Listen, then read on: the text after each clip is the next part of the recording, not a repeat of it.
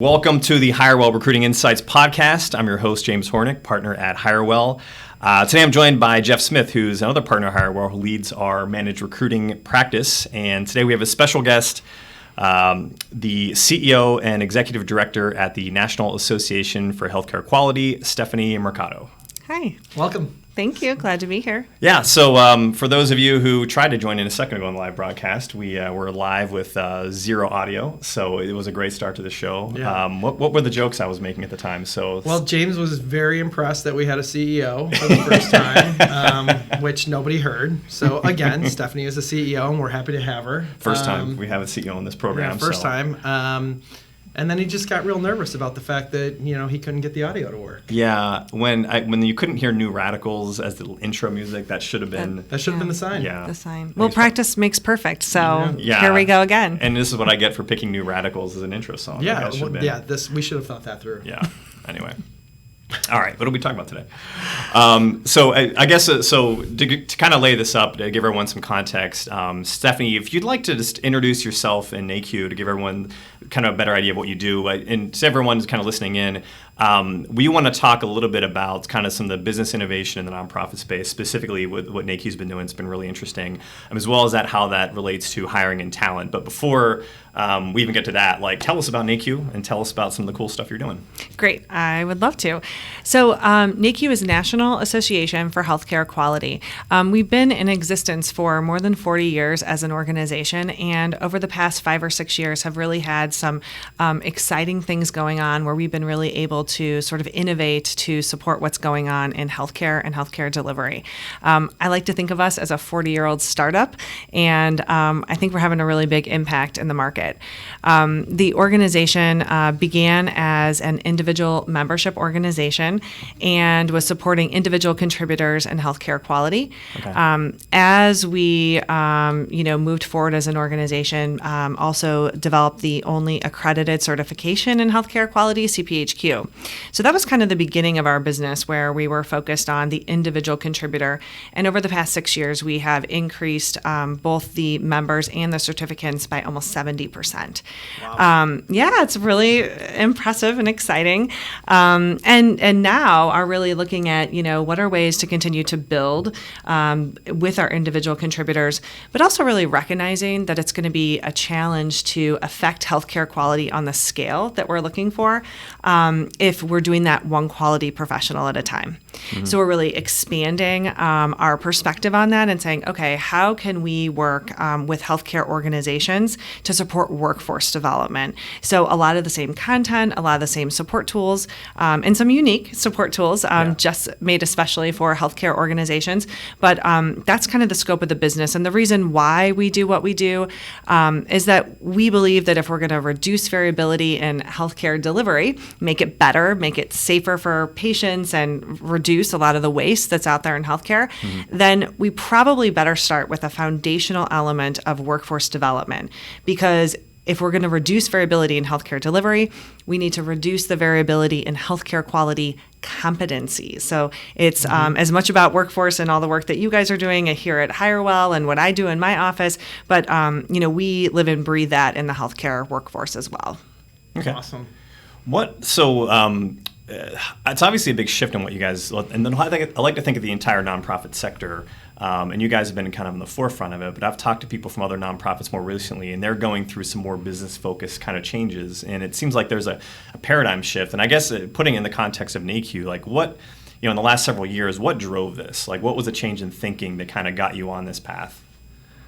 I think a couple things. Number one, we're always looking at the healthcare environment and saying, where was healthcare, where is healthcare, and where is healthcare going? Mm-hmm. And then, really looking from a nonprofit perspective.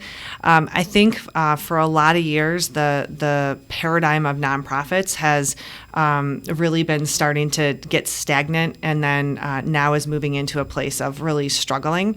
And so when we look at the business of a nonprofit, what I like to say is, we're all heart, we're all mission, but we have to balance that with the fact that nonprofit is a tax status. It is not a business objective. Yeah. And so we really, really have to focus on how do we use our business to leverage our mission so that we can do more work. And so we're doing a lot of innovation innovation and really pushing the boundaries of traditional thinking of how a nonprofit should operate, all the way from our strategy, our operations, and our governance. Nice. Can you talk a little bit about, obviously when we worked together, you were in the middle of like separating from a larger organization and kind of setting up. Can you just 2 to 3 things as to why you kind of wanted to make that switch, and maybe why those reasons kind of correlated into kind of that more business focused shift? Sure. So NAHQ had been managed by a managed services organization for a lot of years, and I was brought in to help support that work. At a certain point, as NAHQ was really discussing and trying to figure out how are we going to, the paradigm for healthcare is changing. It's moving from here to here. And the paradigm for nonprofits is changing too. So what do we need to do to make sure that we're ready for that paradigm shift? And for us, what it meant was having more autonomy as an organization, and to be able to make our own decisions about finance, technology, HR, making sure that we are bringing in the right talent, compensating them the way that the market was demanding, and really making sure, that we were, had the full independence and were sort of able to move our business in the direction that we thought was best. And shared services model, it's, a lot working on towards the common denominator need, and we were absolutely an outlier and have since been. So since, when we first met you, we moved, NAHQ and I and the staff, we moved to an independent office. We had 9 FTEs on the day that we went independent. Today, we have, you remember, I know, me too. It was a great experience. Today we have almost 20, we'll have almost 30 by the end of the year. So everything that we thought was possible by really transitioning our business and moving our operations in a new direction has only leveraged our strategy and our mission and our governance. One of the reasons why, I was excited to have you on is because you're doing so many interesting things. You're doing so many things that are progressive from a business standpoint, and that's what people who are looking for positions and job seekers, that's what they want to hear about. It's just that they don't always think to, when you're a lot of job seekers, I don't want to say pan the nonprofit sector, but it never strikes them as something they should look into because they just assume that, there's not anything interesting going on here, but it's absolutely not the case. And you said, yeah, there is that kind of weird growing perception that it's stodgy, and my experience with you guys was completely different. Well, I think the nonprofits that are unattractive in the job market right now are going to be the ones that are not thriving in the future, right? Yeah. There's a lot of organizations that are nonprofit that are starting to see that there is a new way to operate and are really thriving. And I think we've seen an example of that. I mean, when you look at our ability to recruit and retain individuals working for us, we haven't, with a reasonably small staff, but growing, we haven't offboarded anyone in a year.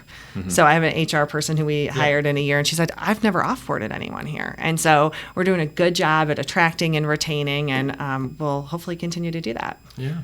What advantages do you have? I have to imagine that when you're able to add this piece on to your story, when you're talking to talent, what things do you highlight? What advantages do you think you have from a hiring perspective that you really like to leverage? Oh, wow. There's a few. I think that in particular, the millennials are really driven by mission.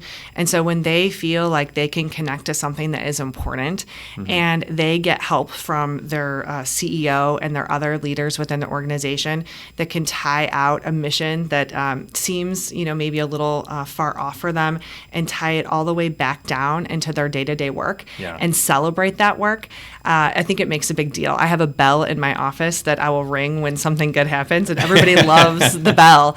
And everybody gets the bell because every single person in our office is a contributor, which I think is important. And then also too, making sure that I'm staying really connected with the staff. And, I believe that the CEO is not just chief executive officer, but is chief culture officer. And I take that really seriously and want to make sure that I'm engaging with the staff and leading by example.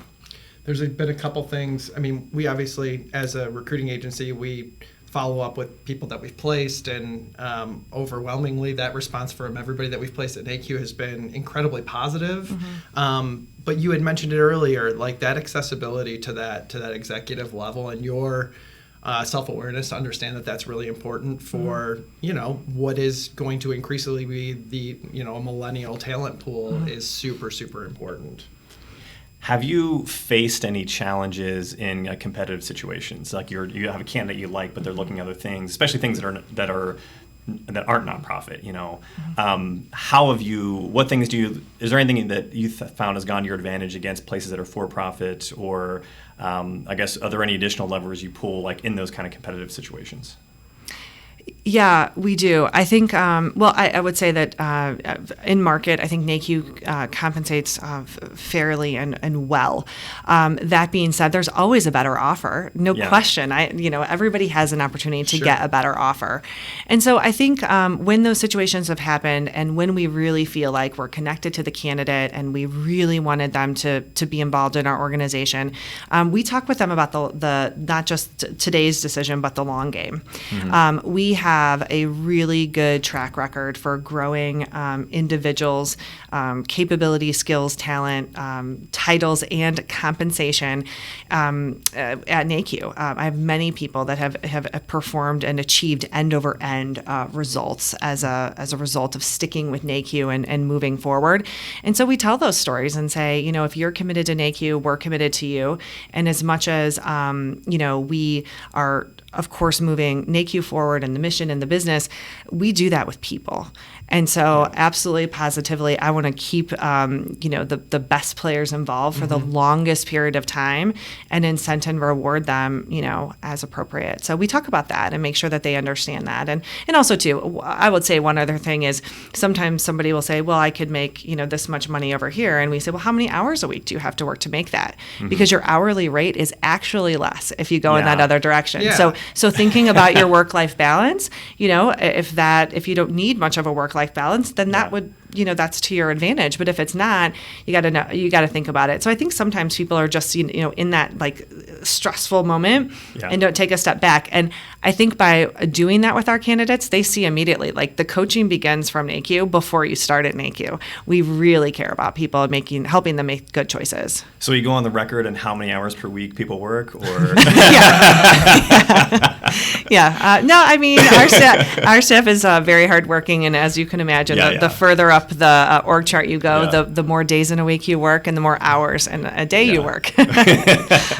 I think just to finish that point, like culturally speaking, again, being on the other side of working with your staff and in getting some of these things filled, the tie that binds was very much like, find me the culture fit first, and we'll teach up some of these like cross-functional capacities.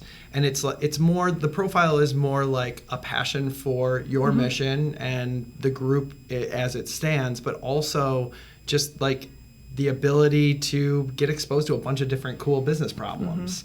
And I think that well positions you to continue to do some of the stuff that we were talking about before with like the business shift. Because when people get too holed in, they become too specialized in the nonprofit world. It is more with less. Right. And I think, there's something to be said for specializing, absolutely. But when you have somebody who has the emotional competencies and the energy and the commitment and the enthusiasm, agility, perseverance, and really adaptability, that's one of our key things that we talk a lot about at NAHQ is the ability to adapt and to thrive, right? And to figure out how to do that in a variety of circumstances. So, and I think we've done a good job at giving people those opportunities. And because we continue to grow, we always say the sky's the limit. So lots of opportunities for individual contributors at NAHQ. What I think is interesting is that, because I wanted to ask you about retention, and we've been talking about that without even like making that one of the main topics here, because it seems like part of your hiring advantages is your retention advantages. Like the things you've just been saying is what makes hiring easier. You mentioned earlier, so you only had offboard one person in the last year or 2 years? We've offboarded no one in the last year. And we have a couple transitions pending, but for the most part, we have really high retention rate. Your turnover is rate. extremely low, or non-existent right now. And so that, because I think that a lot of companies struggle with, okay, how do we need to brand ourselves? What do we need to sell to candidates, get them on board? But ultimately, if you just run your organization well, and that word gets out, and when they start interviewing with people, like I'd have to imagine if someone was interviewing with you guys, and I always talk about backdoor references, talk to somebody at NAHQ who wasn't in the interview process, they'd probably say glowing things based upon, you know what I mean? Sure. So, which is really the key, is that you have to actually live it, and you actually have to as opposed to just kind of doing a good sales job when you're recruiting. Well, and you're not spending, X amount of hours a week recruiting. Your staff isn't spending that. They're spending that time focusing on your membership. Yeah. They're spending that time focusing on the business initiatives that you're looking to take care of for the year. Recruiting for net new, yes. But in terms of a lot of replacements, no. And I think that for us, our values are very important. We spend deliberate time on that. We don't write our values. We actually go through an orientation with regards to our values. So I sit down with usually about every 3 months with any sort of group of new hires that have onboarded in the last 3 months, and I walk them through our values, and I tell them what it means. And then we also sometimes will bring in other staff members who have participated. I've been working at NAHQ for a while too, and I asked them, I said, so I'll explain it, but why don't you give the example of how this shows up? Yeah. And so, I think that helps a lot. And then the self-regulation that happens between the staff is really productive. And not only that, but when we include a lot of people in our interviews from the NAHQ side of the house, and so people are like, by the time they get to me, right, I'm usually the last stop on the interview train, and people will say, I'll say, so what did you learn about NAHQ? And they'll say, well, I learned the same thing from almost everyone about the culture. That consistency. It's so consistent, so critical. right? And then they walk into my office and they hear the same thing. So it's really productive. But we spend a lot of time on that, and so we're not sort of forcing a narrative. We are explaining what it is and having behaviors that demonstrate what it is. We course correct when we see something that is not what it should be, and people learn what is working for this organization, what is not. I think Stephanie just brought up a brand new future podcast values. Yeah, I was going to ask defining values. Yeah, because here's what that means to each company. We see this a lot where there's companies that don't have value statements. I learned something today. There's other companies that have values, but they don't actually show up anywhere, right? There's just something put on their page. So I don't know if this is something you have prepared for, but it sounds like you talk about this all the time. But what are your values and where do they show up? How do you integrate that in your culture better, I guess, and making sure that message is consistent, everyone actually lives it? Yeah. So I don't have them listed here in front of me, but I can give you a few. So in terms of our values, first of all, when we think about those, we had values when we were at the management company, and we wanted to take what we had because we had our own, culture within that. And so when we began writing down values, and I took the lead on that, I went back with the team and said, I don't want to write a bunch of sentences that I think that this group is. I want us to agree that this is what this is, because moving forward, this is what we expect other people to do and to work with us on. Things that we talk about are accountability, adaptability is huge. We talk about things about celebrating success and making sure that you're celebrating other people's success as much as you're celebrating your own. We talk about things that are, and extrapolate that all the way out. Well, one more, improvement is huge. Improvement's huge for healthcare. It's huge for us to make sure that individuals and our organization is constantly improving. We seek to, promote things that aren't going well so that we can make them better, not to point out someone's shortcomings. One of my staff says we critique softly and praise loudly, but we do have a balance of those. So those are some of the values, and then we actually pull it through and have behaviors that are above the line and below the line. Okay. And we sort of say, this stuff is good, this stuff is bad. And in the rare event that we feel like someone is outside of that space, we have a document that we can speak to that and show them, where things are working and where it's not. And then, like I said, we do workshops on it. So We do management workshops so that we are consistently managing, Yeah. not just knowing what the values are, but managing to them. Everyone has a different style. What are we going to do with that? We have to have consistency so that there is, some level of standardization and a perceived fairness with how the values are implemented by our leaders. Yeah, I always find it funny. Like you'll see, like work hard, play hard, or some platitude, some platitude, yeah. right? And when you get down to the nitty gritty, they can't define what that means for that specific organization. And there's 500 organizations that have that somewhere in their values. Yeah, it's always we know when we see it kind of thing. I've always felt like you guys have been really, really well prepared at talking about what that means specifically when they enter NAHQ. Yeah, we're super, super intentional about it. And then I take the opportunity as well. So I meet with every person during the hiring process, some people more time than others, depending on how close they are to reporting to me. And then after they're hired, I meet with everybody for about 30 minutes. Even non-direct reports, I spend time with them. And then we've started something where the classes, so we have sort of like batches of people that get hired.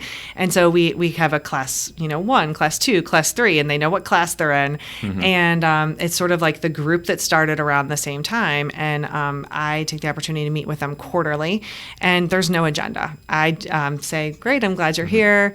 How's it going? And it's their meeting, and they get to ask me questions about the direction of the organization. Why are we doing this thing and not that thing? I'm confused about something. I don't understand, or I had a good experience. I wanted to share it with you. So I feel like that level of access and intimacy, they like it, but I like it because I learn, and I can see if there's daylight between what I'm hoping to achieve as a CEO and what, everybody throughout the organization is thinking, hearing, feeling. About what I'm, the direction that we're trying to head. Okay. So that's helpful.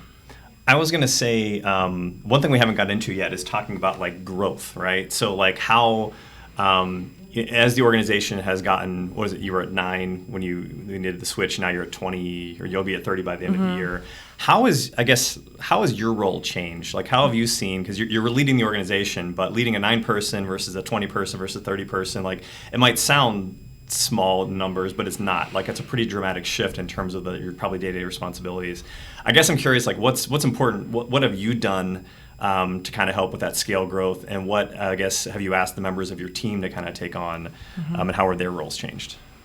Well, it's safe to say all of our roles have changed. And, I think that, and before we had 9, I started NAHQ with 5 part-time employees. Okay. So in 6 years, we moved from 5 part-time employees to 30, and on our way to, I think, quite a bit more.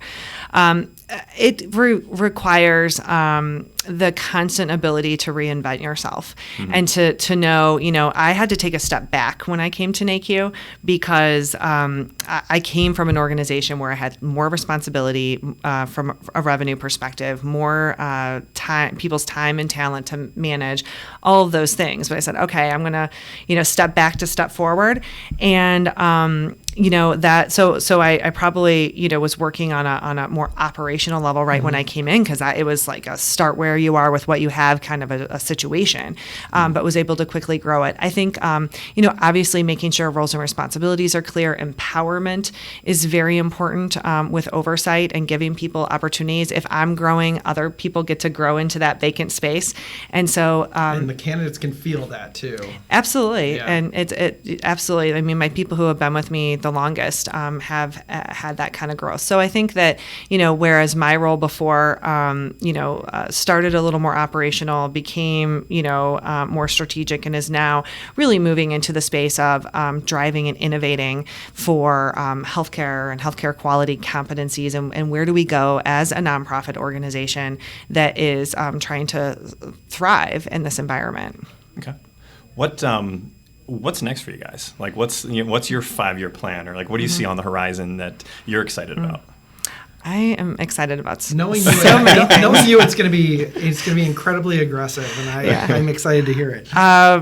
So where NAHQ started, as I mentioned, was supporting individual contributors, and we will continue to do that. That is our base, and very important to support individuals. Increasingly, we are being called in by healthcare organizations who are saying, "Listen, we need help. Can you train my team?" And we can do that, and we are doing that with some of the biggest brands in the business. That being said, I think that one of the things that has happened over the past few years, and recently people have said to me, Stephanie, what's happening at NAHQ is that no one before has articulated the need for healthcare quality competencies, right? So when you're a healthcare clinical person, medical, for example, you go to medical, you're a medical student, you go to medical school, residency, fellowship, board certification, recertification, and you're able to sort of get in that academic pathway. Well, healthcare quality doesn't have that, right? Healthcare quality roles, structures, and competencies have been built on the fly at a local level. And so what NAHQ has done is said, okay, we identify that as a problem. It has not been previously addressed by the market. We filled that space up with this twice validated competency model, and now we're able to go and help corporations assess where their teams fit. So we're moving from just supporting individuals into a workforce support tool that is really helping or will help organizations understand how quality is and safety are being executed against. So I'm really excited about that. I think it has outstanding potential. And not only that, but because we care so deeply about reducing variability in those competencies, going where the pain is in healthcare right now is in healthcare delivery. That's where it's hurting people, really, from a safety perspective, and it's hurting us financially as a country and as individuals. So one of the things that we like to do is to go upstream. Like, why do we have this problem anyway? And it's because there are not quality competencies hardwired into academic training programs. Okay. So that's the ultimate, right? Okay. So just go back to that and say, how do we do that? I told you to be aggressive. I know, but and it will take a very long time, right? I mean, we have a couple decades of work ahead of us with that, but I think it's the way to go, and I think we can do a lot of good there. Yeah, tempted to turn this into a political discussion about like healthcare. No, let's not do that. So. Is there anything else you want to talk about today? Because kind of when we were prepping things over, I know we had a bunch of topics. I think we hit on a lot of what we kind of set out for, but I don't know if there's anything else you want to highlight or. Yeah, I would say maybe one thing just to any candidate who's looking for a job or somebody who is employed. I really do think the skills right now are needing to stay sharp. And obviously with technology and innovation and a lot of things going on, the hard skills are really, really important to keep up with that.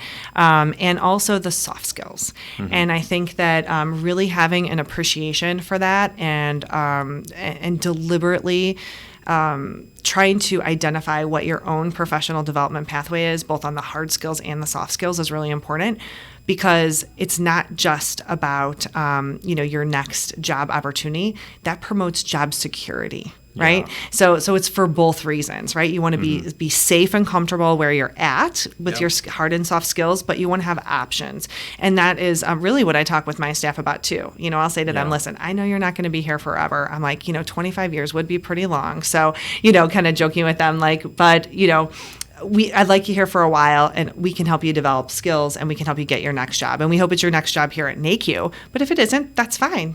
Go somewhere else and do good work for them, because a lot of people need people who have those hard and soft skills. I love that approach, because it's the make yourself invaluable approach, which I think a lot of people hear. They don't always hear it from someone who's running the organization. You know what I mean? No, it is the definition of servant leadership. Yeah, exactly.